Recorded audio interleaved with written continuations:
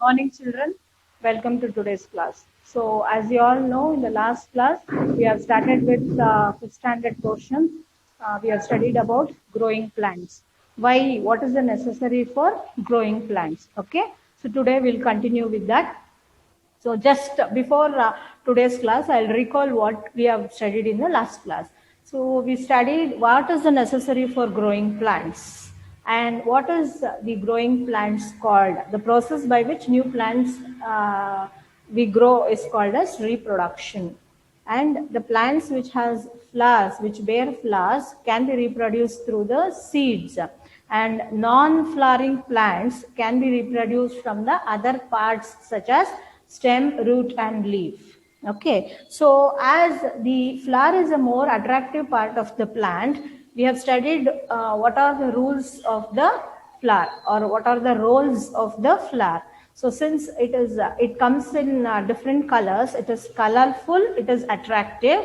So it attracts the insects which is responsible for pollination. And second one is it converts or it can change into seeds from which new plants can be grown.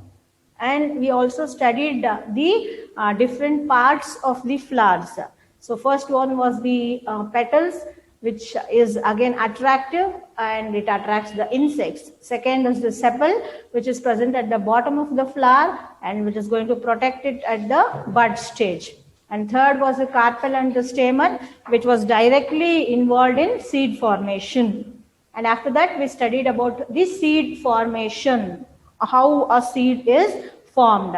So when pollination takes place, that is when the pollen grains from the anthers get transferred to the stigma of the flower. So then the contents of it will get mixed. Tube called pollen tube will be formed, and it reaches the ovary where ovules are there, and the ovary swells up and later it forms into seed.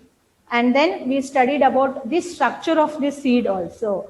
So seed mainly contains three parts: the outer covering, which is very hard, which is going to protect the growing baby plant, that was called as seed coat. And then where the baby plant grows, that is called as the embryo or the baby plant. And the third part was the cotyledons, or it is also called as seed leaves. So it is going to store the food for the baby plant until the plant makes its own food, can make its own food. So the cotyledons will store food for the baby plant. Okay. And we also studied the necessary conditions for a seed to germinate. So what was the necessary conditions? Three conditions I told you. First one was the air, second was the warmth, and the third one was water. So in the right amount that I specified. So all these three, it is needed in the right amount. Then only a seed can germinate. Otherwise, if one condition does not hold good also, it will not germinate. Okay. So all these points we discussed in the previous class. Now in today's class, we'll see how a seed can become a plant. What are the stages by which the seed will turn and it is going to become a plant. Okay.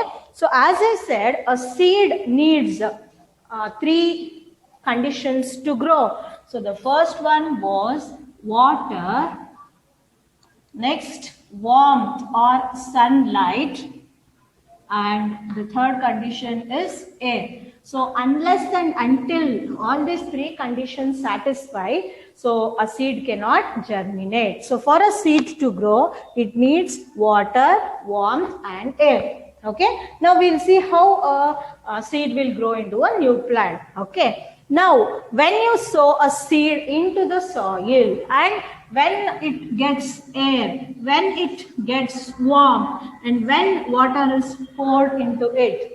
So these are the three conditions needed, I said. So when it gets all those things, this outer covering is hard. The seed coat is very hard, I said. So what happens when you water it, when you sow the seed into the soil and water it, so when you water that seed, so the outer covering will absorb, the seed will absorb the water, and it becomes soft. The outer covering will become soft when it is absorbing the water, and it also takes the sunlight and the air through this small tiny hole present, or tiny marking scar, you can say, marking present. So that tiny hole is called as micropyle. What is it called? Micropyle. The tiny hole is called micropyle. So through this tiny hole only, the seed is going to absorb the water. It is going to take the nutrients which is present in the sunlight, and it is present in the air. Okay, and then the seed swells up. Seeds become bigger. The seed becomes bigger. Okay, it swells up. Once it absorbs the water, the outer covering will become soft. It takes the water, air, warmth, everything inside, and because it is hard, it takes the water, it becomes soft, and slowly, as the day passes, slowly the root system will start growing downwards. Okay, so all these are present inside the soil. Okay, so slowly the root system will start. Okay, this small root is called as radicle. What is it called? It is called radicle. So this further will become the root system of the plant. Okay, so small root called the radicle will start growing. So further the seed coat will break open. Okay, so it will become soft by that time by absorbing the water. So the outer covering will come out. The seed coat will get open. It will come out. Okay, and then the upper part will start growing. Okay, so this upper part is called as plumule. What is it called?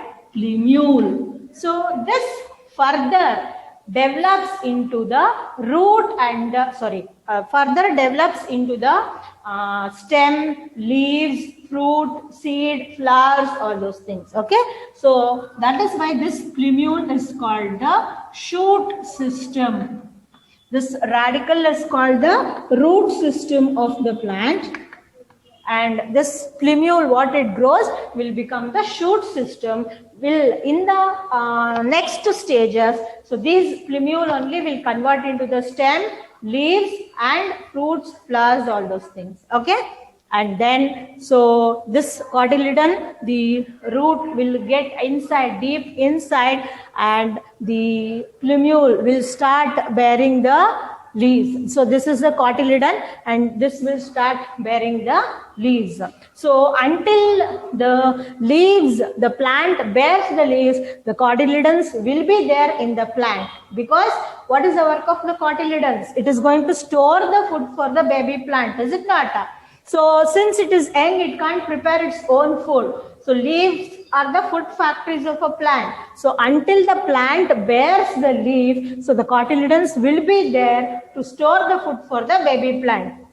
Once the leaves develop in the plant, so these cotyledons will shrink and will fall down. Okay, so now this has changed into a seedling or a plant, baby plant. So from the seed, it has changed into seedling. So this process, this stage, from a seed, it has changed into seedling. This process, all these stages are called germination. Germination. What is it called? Germination of a seed. This is called germination of a seed. Understood, children? So what is this? Germination of a seed. Got it? So this seed, it takes the nutrients present in the soil, and the root system will start growing, which is called as radicle. Further, so the shoot system will start growing, which will be followed by the stem, leaves, flowers, and fruit or seeds, and that is called as plumule. That forms the shoot system, and then the cotyledons will start bearing the leaves. So cotyledons will be there in the plant until the plant produces the leaf. then the plant is ready for photosynthesis, for preparing the food. So until that, the cotyledons will be there in the plant. After that, it will shrink and it is going to fall off. So this diagram shows the germination of seed. So what is now how can you define a germination? Change of a seed from seed to a seedling. Okay, changing a seed to a seedling. What is called germination? The process by which, so you can define germination as the process by which a seed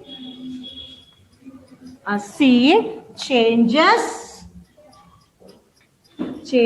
into a seedling. That is called germination. So this picture shows the germination of the seed.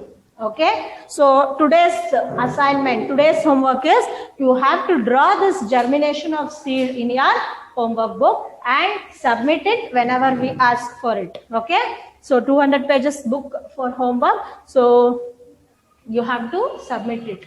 So this is today's assignment for you. So since your textbook is due, so by looking at this only you have to do it in your homework books. Okay, so afterwards don't say the book was due so we couldn't write. So here only on the class only I have drawn it. So make a note, even you at this time only make a note in your rough book. So afterwards you can copy that or draw it in your homework book. Okay. So this picture shows the germination of seed. That means from a seed it has changed to seedling. So this process is called germination. Understood? Okay. Now you understood how a seed will change into a plant. So once the plant is grown, what happens? It will start bearing the flowers. It is going to, flowers will change into seeds. So those seeds which is sown in the soil can turn into a new plant. Okay. Now suppose this here, if we don't collect the seeds, so if all the seeds fall under this plant only, suppose now this plant bears the flower and seeds will come out of that. So here, if all the seeds, now suppose seed, I am going to draw like this. If all the seeds fall under the parent plant itself, so how the germination of plants take place? Or will all the seeds be able to germinate? If can't, what happens? Why you can't? We'll see that. Okay. So the next topic, we'll move to the next topic. So as I said, if all the seeds are put in one place only, if the seeds are sown in one place only, I told you for a growth of a seed, it requires water, warmth and air. So what happens if all the seeds are put in one place only? So there will be scarcity, there will be less space, air, water. So all the seeds which are sown there will not get the proper water, warmth and air. So only those seeds which will get the proper amount, right amount of air, water and warmth can be grown into a seedling. So other seeds will become waste. Is it not? So that is why we should not put the seeds in one place, or we should not allow the seeds to fall in one place only. So if it falls below the parent plant, so this is a parent plant. If it falls below the parent plant only, so what is the use? Only a few seeds which will get enough conditions only will germinate. Other seeds will become waste. So there will be scarcity of space. So it will be congested. Now suppose in a bench, if 4 or 5 are able to sit, so you will sit comfortably. Or if 7 or 8 are made to sit, then you will not be having space. So you will sit, there will be congested. You will sit congested. You will not be having space. Is it not? So the one in the corners will not be able to sit properly. They may fall down. Like that. So even the seeds also, they will not get proper place to grow. So there will be insufficient scarcity for the space, and even the air, water, nutrients, whatever the plant wants, that it will not get. So those seeds, only those seeds which will fight for the place, air, water, nutrients, so only those seeds will turn into new plants and other seeds will go waste. So that is why we should see that all the seeds are not put in the same place. Now, as I said, if it falls below the parent plant, so how can the plant, does it have hands to take the seeds and throw it to far off places? Can it do? You all know that it can't move. Even though it is a living thing, it can't move. So it does not have the hands to take and throw the seeds to far off places. So somebody has to help it, is it not? Otherwise, seeds will go waste. So it dies, it goes waste. So nature has given ways to scatter the seeds, to throw the seeds far away from the parent plant. Okay, so we'll see what are the ways by which the seeds are scattered away, moved away to the far off places. Shall I erase this diagram now? Have all copied down? Okay. So as I said, if the seeds are sown in the same place, if it is put in the same place, it cannot get enough space, air, water, so it cannot grow properly. So that is why the seeds should be put or thrown off to far off places. That process by which the seeds are scattered or thrown or put to far off places is called dispersal of seeds. Got it? What is it called? Dispersal of seeds. Okay. So scattering of the seeds away from the parent plant, that is called as dispersal of seeds. Dispersal of seeds. So what do you mean by dispersal of seeds? Scattering away, spreading away of the seeds away from the parent plant. So the scattering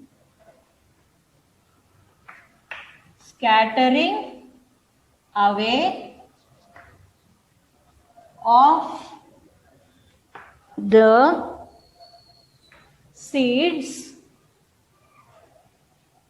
seeds away from the parent plant.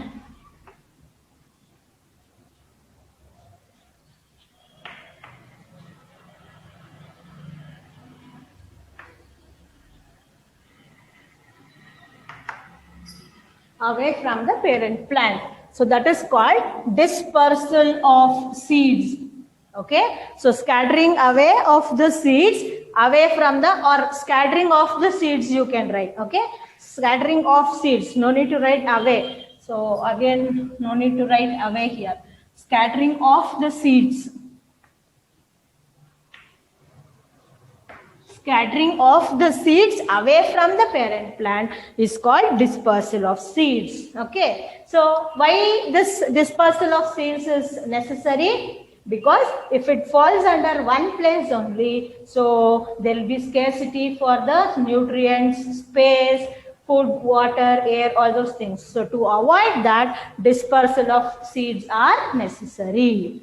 So since, as I said, plants does not have, so nature has given 4 ways by which the seeds can be thrown to far off places. Seeds can be scattered to far off places. So that we'll study one by one. First one is dispersal by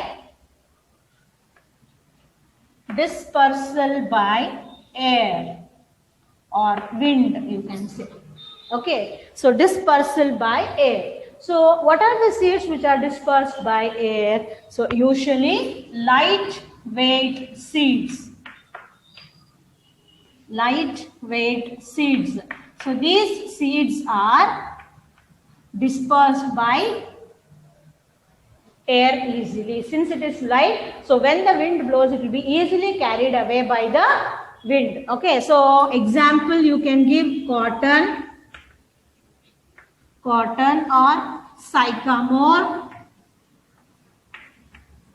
or dandelion,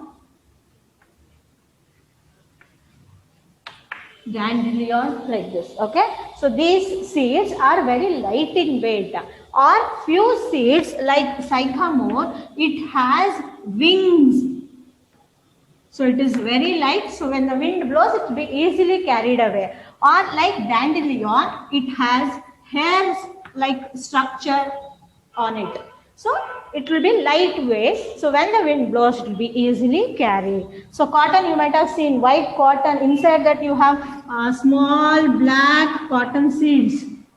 So when the wind blows, since it is light, it will be carried away. So this sycamore, so it has like this, and on both the sides it has the wing like structure. It is very light, easily carried away. Or this dandelion, it has stick here and it has hair like structure over its body, like it acts like a parachute. So since it is very light, so whenever the wind blows, it will be carried away by the wind, and where the wind stops, so the seed will be dropped there, and in that place, when the necessary conditions are satisfied, it can be grown into a new plant.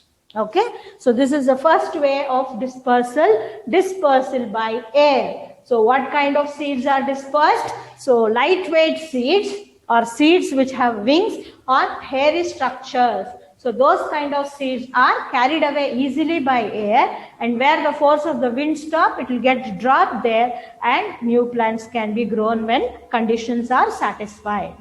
Okay, yes. The next one is dispersal by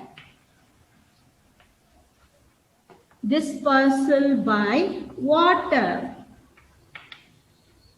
Dispersal by water. Okay, so what are the seeds which are dispersed by water? So seeds of plants which grow near the water or in water. Okay, so plants which grow near water or in water, so those plants are carried away by the force of the water. So for this example, you can give lotus or coconut. Okay, so for this lotus, it has a cup shaped, like a cone, like a cup shaped. The seeds are embedded within this. So seeds will be there in this cup shape, like this, embedded in this. So when the seeds dry, so it is going to fall in the water. It is going to fall in the water, and it will be carried by the water. So where it stops, where the flow of the water slows down, so there new plants can be grown. Okay, and even coconut also, it grows near water. So you know that it has the fibrous covering. So thread, it has the thread structure all over its body, like this.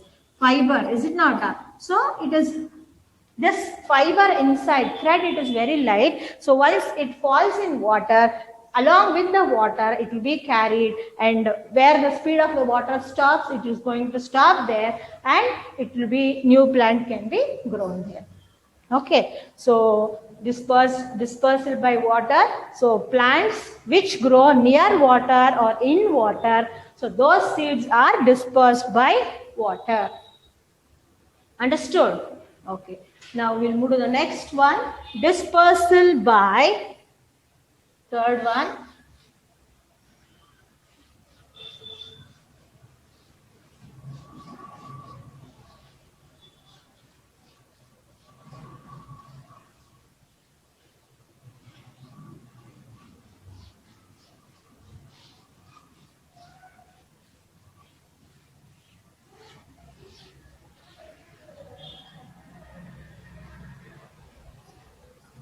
is dispersal by humans or animals or birds. Animals or birds. Okay, so this is the third way of dispersal. Now, how we are responsible, or how animals or birds are responsible for spreading out the seeds. So it might be the humans or animals or birds. Sometimes what we do is we eat the fruit, mango or guava, we eat the fruit. Okay, so the seeds, what we do, sometimes I'm saying it is not always. So sometimes what we do with the seeds, we'll throw the seeds. Wherever we eat, we stand there and throw the seeds. So in that place, when it gets the right amount of air, water and warmth, it can turn into a new plant. It can grow into a new plant. So humans, animals and birds, that is one of the way how we are responsible for dispersal of seeds. So by throwing the seeds, when we throw the seeds, so we are responsible for dispersal. Okay. And few plants have hooks or thorns or fur or burr, not fur, burrs on them, like thorns it has on them. Okay, so the animals which has fur on its body, when it passes through those plants, okay, there are chances that those seeds can get stuck to their fur. Okay, an animal will not sit in one place, so it will be moving from one place to the other place in search of food or shelter. So when it moves from one place to the other place, so there are chances that the seed may fall there and it can turn into a new plant when it gets the right conditions. Okay, so the hooks or the burrs which are present on the plants like xanthium, it is xanthium. Okay, so it has a seed like this, so hook like this all over its body. Okay, hooks like this all over its body. So when this hook like thing, when the animal passes through this plant, those hook may get stuck to the fur of the bodies. So that time when it moves far away from that place, so seed can fall there and it can turn into a new plant. Okay, and then now how birds are responsible is, so these birds eat the cherry fruit. Okay, so or any fruit it might be. So the pulp part, which is very soft, so that will get digested, but the seeds will not get digested. So what it does is, so that undigested seeds, whatever it is there, it will come out of its body through the droppings of birds.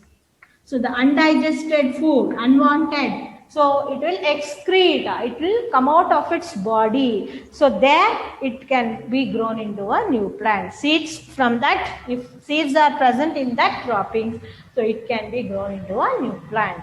Okay, so this is how the humans, animals and birds are responsible for dispersal of seeds. Okay, so we eat the fruit and throw the seeds, so that can change into a plant.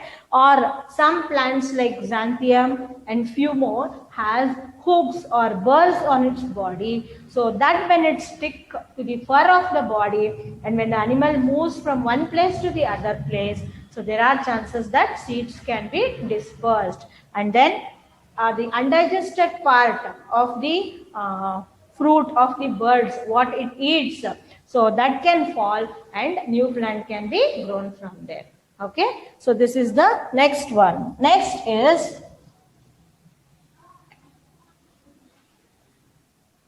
dispersal by, last one, dispersal by explosion. Dispersal by explosion. So what do you mean by explosion? It is bursting. Burst. Okay. Now you might have seen green peas. Green peas. Peas. So when this peas gets ripe, so you have the thing like this. So it is going to burst open and the seeds will get scattered. When it is ripe, I'm saying about, okay? So it is going to burst open, spread out. So that mechanism, when the fruits of the pea or the beans, poppy, all these things. So when it is ripen, when it is bursting out, when it bursts out, the seeds will scatter to far off places. Okay, this mechanism is called as explosion. So seeds of pea and beans can be dispersed by explosion. So explosion is nothing but bursting. When the seed is going to burst out, when it is ripe, when it is still there in the plant, when it is ripe, so it is going to open the seed coat or the upper part of it. So then the seeds are going to scatter to far off places. So this is one of the ways by which seeds can be dispersed.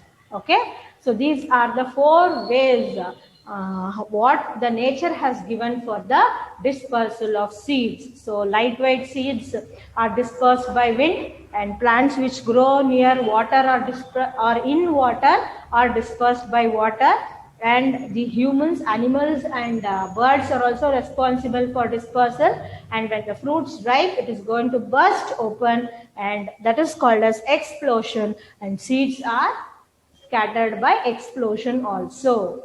Okay, so these are the ways by which seeds are dispersed, seeds are scattered away. So why this should be necessary?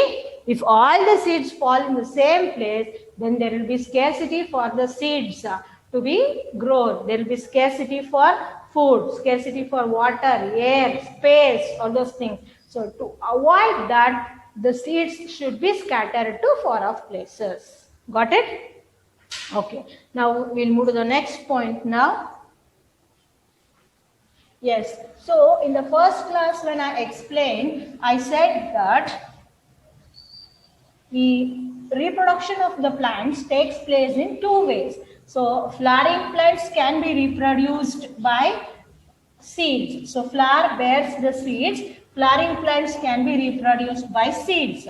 So non-flowering plants, the plants which does not bear flowers, can be reproduced from the other parts of the plants like roots, leaf, stem, all those things. Is it not? Do you remember in the first class I told you? So what is that called? We'll see now. Till now you studied how a seed is going to change into a seedling. Now we'll see how the new plants can be grown from the other parts of plants. Okay. So growing plants from other plant parts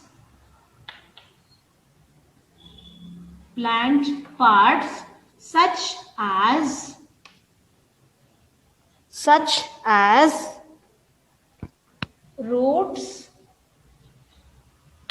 leaf and stem. Okay, so we'll see that what are the plants which will grow by this. So this method, growing plants from the other parts of the plant such as roots, leaf and stems, are called as vegetative propagation. What it is called? Vegetative propagation.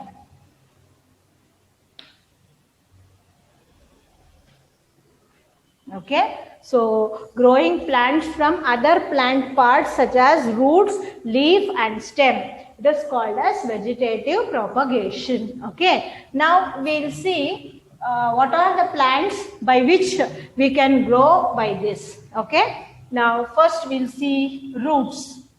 So what are the plants which grow by roots? Now you might have seen the carrot. Okay, so at the edges you have the roots like this. Is it not? Have you seen? So carrot, at the edge you have the root. So when you put this into the soil, new plants can be grown. Okay, so from roots, the examples are carrot, sweet potato, and turnip. Okay, so turnip, it will be like this. So it has the roots over this. So this, when you put it inside, so it can be grown from that. New plants can be grown from that. Okay, yes. Next one is by leaf. Okay, there are few plants, show plants. One example I say, bryophyllum. How to pronounce this? Bryophyllum. Bryophyllum. What it is called? Bryophyllum. Okay. So those leaves. So it is like this. Those leaves produce buds at the corners. Like this. So it has the buds at the corners. It bears the buds at the corners. So when this whole leaf, you are going to put it in the soil, moist soil, wet soil. Or when you take those buds and sow it in the soil. So these are called as buds. Okay, so it has the buds. So when this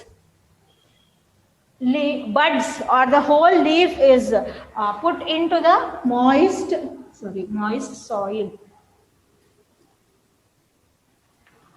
It is moist soil.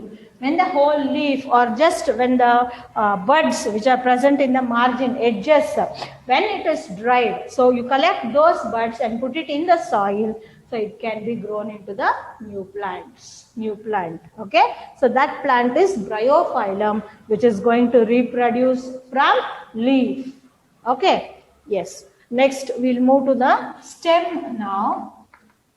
Stem. In that, underground stem.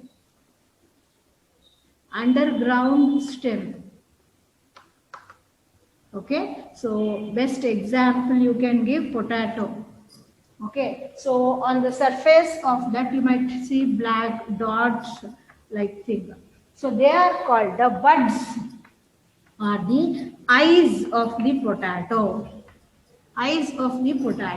So those potato, when you put it in the soil, it can be grown into a new plant. Okay, so potato is this potato which has buds on its surface is capable of growing into a new plant. Okay, or ginger also you can give the example. This potato or ginger. Okay.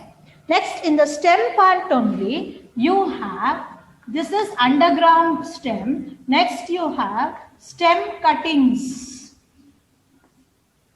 This is stem cuttings. Okay. So, what do you mean by stem cutting? So, the plant which is grown, the stem part of it, if you, without the root also, without the seeds also, only the stem part if you take and put it in the soil, so it is going to bear the root and it is going to grow into a new plant. So, example you can give rose and sugarcane.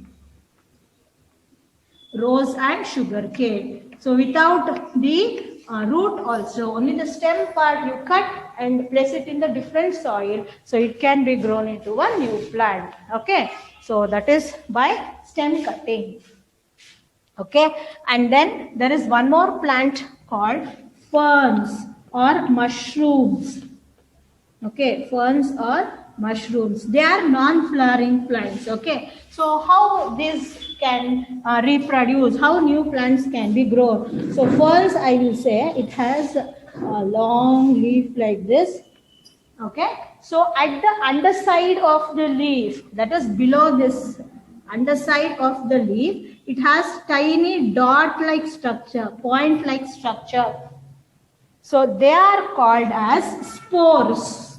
What are they called? Spores. They are called as spores.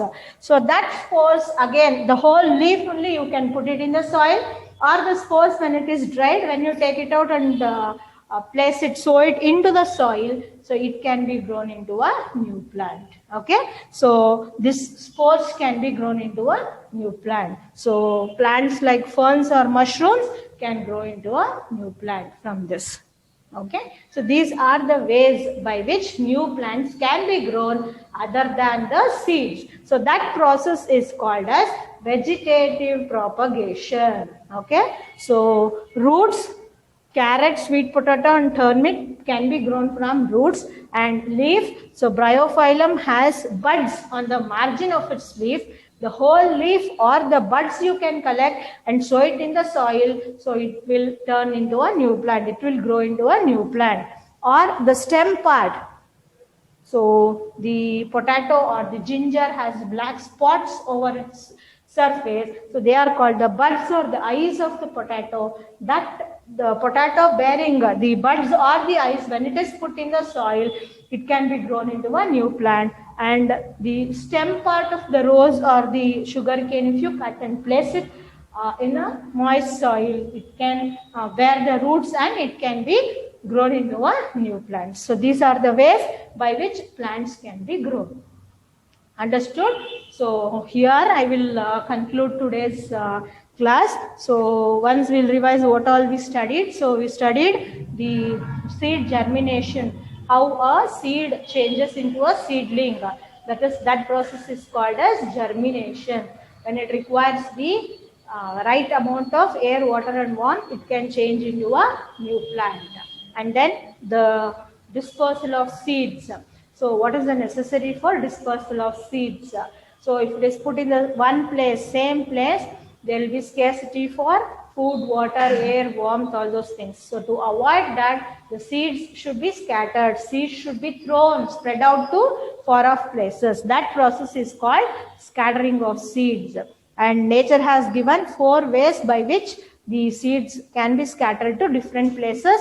So lightweight seeds are scattered by wind and or air, and plants which grow in and near water are scattered by water, and by humans, animals and birds also seeds are scattered. And when the ripe fruits in the plant burst out, explodes, so it is scattered to far off places.